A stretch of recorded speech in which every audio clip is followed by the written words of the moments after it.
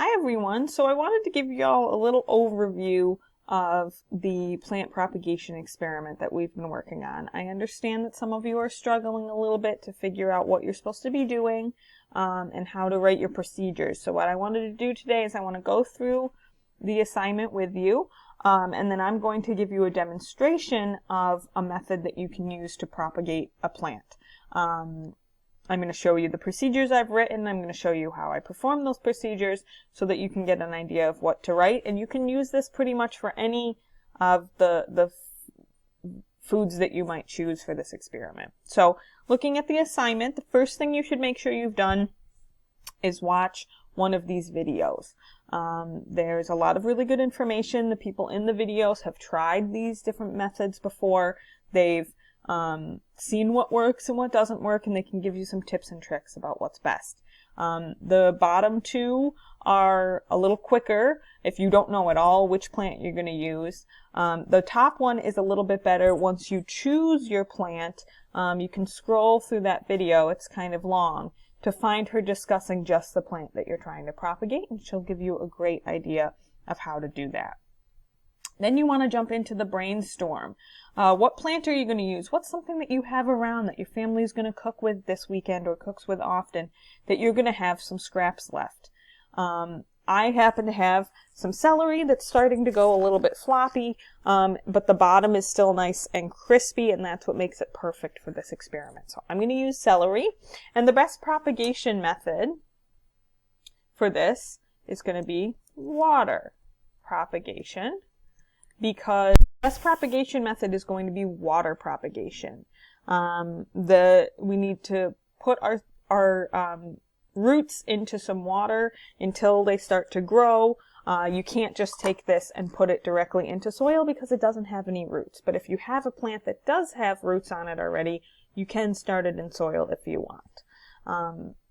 I was going to type this for you, but unfortunately my computer won't let me type, so you're just going to have to listen to my voice.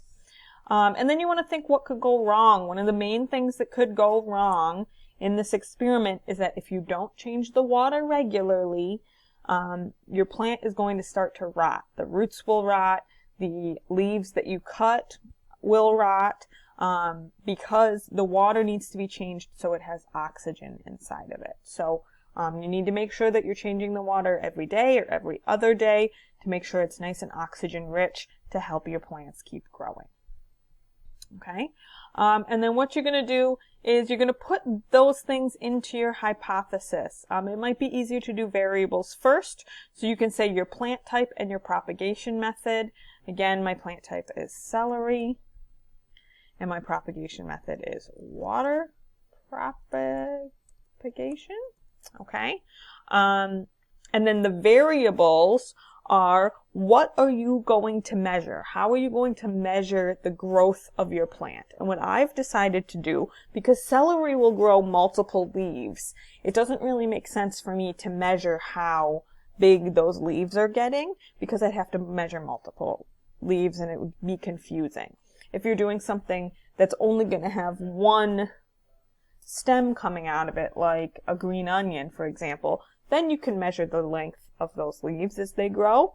But if you have something that's going to get multiple stems coming out, what I would suggest is that you use a scale. This is just a kitchen scale that we happen to have. You probably have one at home, to measure the mass of your plant. So I'm going to be, my dependent variable is going to be, my dependent variable is going to be mass. So you can go ahead and plug that into your hypothesis.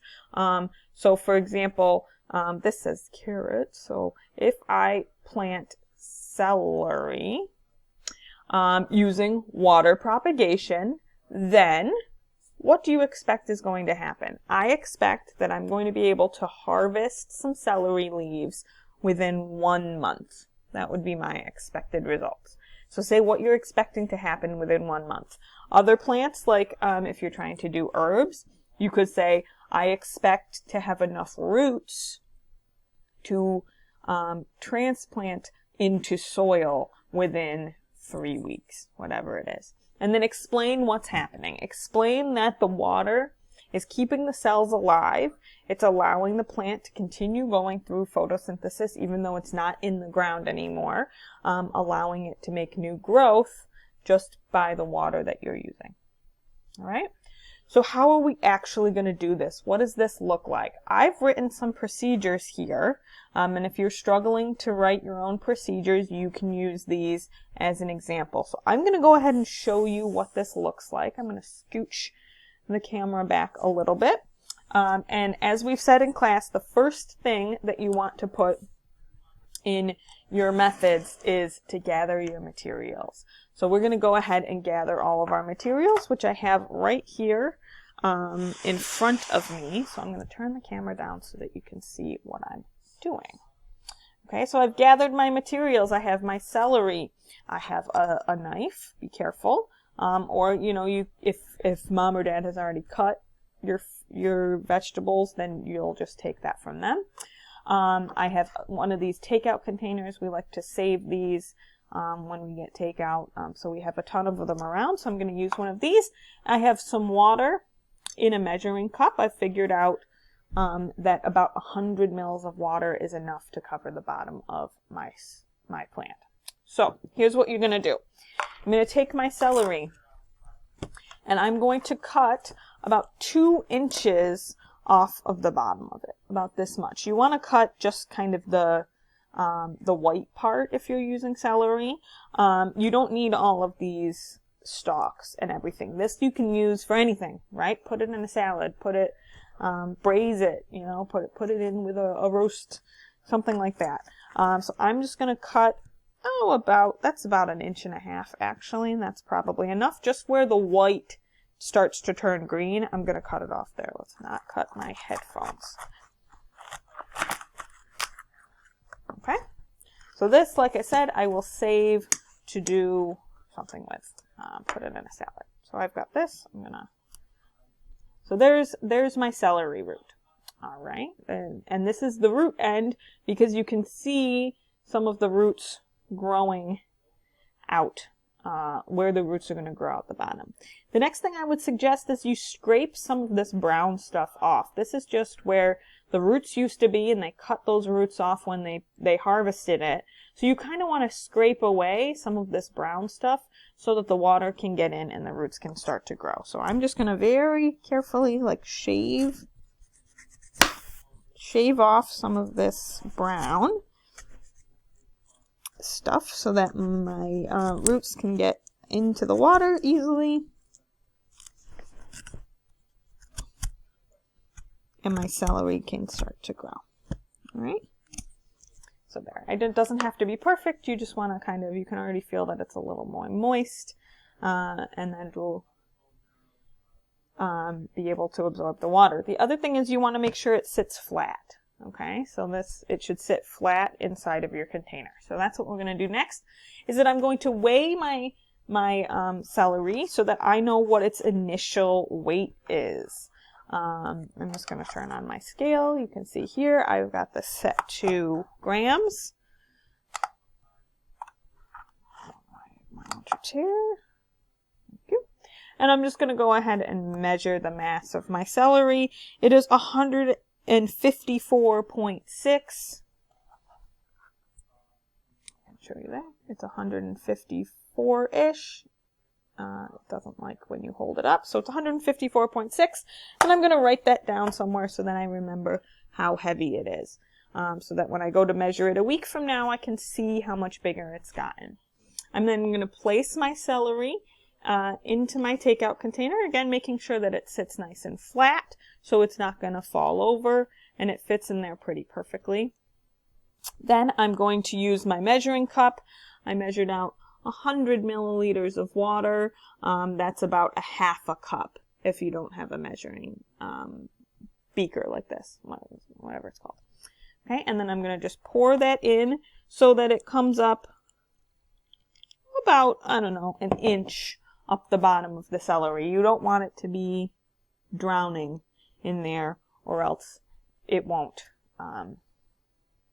Again, we don't want it to rot. And then I'm just going to put this in a sunny place. I've got my plant lights over here that I'm going to use. If you don't have plant lights, put it in a sunny window. and just let it grow. And we're going to remember that we're going to refresh this water about once a day, if you can remember, but at least every other day. If you start to see this water getting brown, no good. You need to replace it immediately. That means that it's causing some rotting in there, and we don't want that to happen. So I would highly suggest that you refresh your water once a day, put it back in your sunny window or under your plant lights, and just let it go. And what you will start to see, yes, the outside leaves will probably start to dry up and get maybe a little bit mushy, but the center should start to grow new leaves, new stems, new stalks should start to come out of here. So within just a couple of days, you're gonna be able to see some growth. Here are some examples of some propagations that I set up a little bit earlier, last week. Some of them have been in there for about 2 weeks. This one I've shown you several times. This is my carrot. You can see before there was no greens on the top. It was just a little crusty brown area. There was no leaves, and you can see now that it has grown lots of leaves, and they've gotten quite high. This is what you're going to be able to harvest from your carrot. You may also notice that it's puffing out at the bottom. I cut this perfectly straight, and this puff is where the roots are going to start to come out, but they haven't started to come out yet. You will not grow a whole new carrot out the bottom, but you will grow these greens, which you can use like parsley. The other things that I did, this I did last week. This is fennel. It's similar to celery, and there's some things that I'm noticing. Okay, I definitely have some new growth coming up. I've got a new little, 2 new little stems coming out, but I'm also noticing, I've got some nasty brownness happening. It's starting to get a little bit rotten. So, I might want to peel this outer layer off to stop it from doing that, or I might have too much water in my container, and I'm just going to need to watch that as I let it grow. I do think I have too much water. And this one I set up yesterday, maybe 2 days ago, is romaine lettuce. You can see with this one, I didn't sit it in the bottom of the container. It's kind of hovering. I used a smaller mouthed mason jar so that my lettuce can kind of sit in the top and have the bottom barely touching the water so that the bottom doesn't get mushy or nasty. And you can see very slightly, again, I cut this off perfectly straight at the top, and you can see that there's already a place in the center where the leaves are starting to grow back up. So that is the kind of thing you're going to expect. Like I said, this has only been 2 days. So this lettuce will work very quickly, and you'll be able to harvest new lettuce leaves probably within 2 weeks out of the middle of this. Again, the outside might get a little bit mushy, but the inside is still going to be having new growth. All right. So that's what I want you to be thinking about with this experiment. You need to set the experiment up this weekend, and you're going to post on Monday on a flip grid. You're going to post a picture of your experimental setup so that I can see that you've set it up, so I can tell you if you did it correctly or not, and so that you can have these growing starting now and then over break, and then you'll actually have some food to harvest. All right.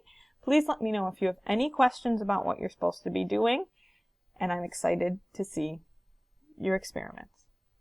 Bye, everybody.